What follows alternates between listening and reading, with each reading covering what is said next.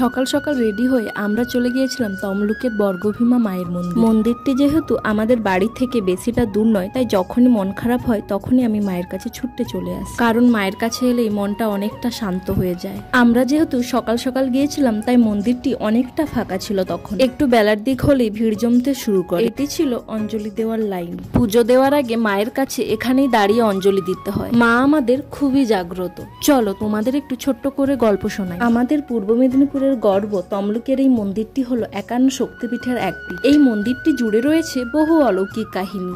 পুরাণে উল্লেখ রয়েছে দক্ষযজ্ঞের সময় সতীর দেহত্যাগের পর বিষ্ণু সুদর্শন চক্রে খণ্ডিত হয়ে তার বাম পায়ের গোড়ালি এই স্থানে এসে পড়ে। মহাভারতেও আমরা তাম্রলিপ্তের নাম পাই। সেই সময় ময়ূরবংশীয় রাজা তাম্রধ্বজ এই মন্দিরটি প্রতিষ্ঠা করেন। বর্গী আক্রমণের সময় সেনাপতি কালাপাহাড় বিভিন্ন মন্দিরে ধ্বংসলীলা চালাচ্ছিলেন, কিন্তু এই মন্দিরে এসে থমকে যান তিনি। ধ্বংস তো দূরস্থ, উল্টে মায়ের পুজো করে সেখান থেকে ফিরে যান। মায়ের মন্দিরের পাশেই রয়েছে এই পবিত্র মহাকুণ্ড। এই কুণ্ড ঘিরেও রয়েছে অনেক রহস্যময় ঘটনা। শোনা যায় সে সময় এক জেলে রাজবাড়িতে রোজ শোল মাছ দিতেন, কিন্তু রোজ জ্যান্ত শোল মাছ সরবরাহ করা ছিল কঠিন। একদিন শোল মাছ মরে যাওয়ায় কান্নাকাটি করছিলেন জেলে। সে সময় একটি অল্প বয়সী মেয়ে ওই জেলেকে বলে পাশে একটি কুণ্ড আছে, যার জল মাছের গায়ে ছিটিয়ে দিলে তা ফের জীবন্ত হয়ে উঠবে। জেলে তার কথা মতো কাজ করেন এবং দেখেন মাছ জীবন্ত হয়ে উঠেছে।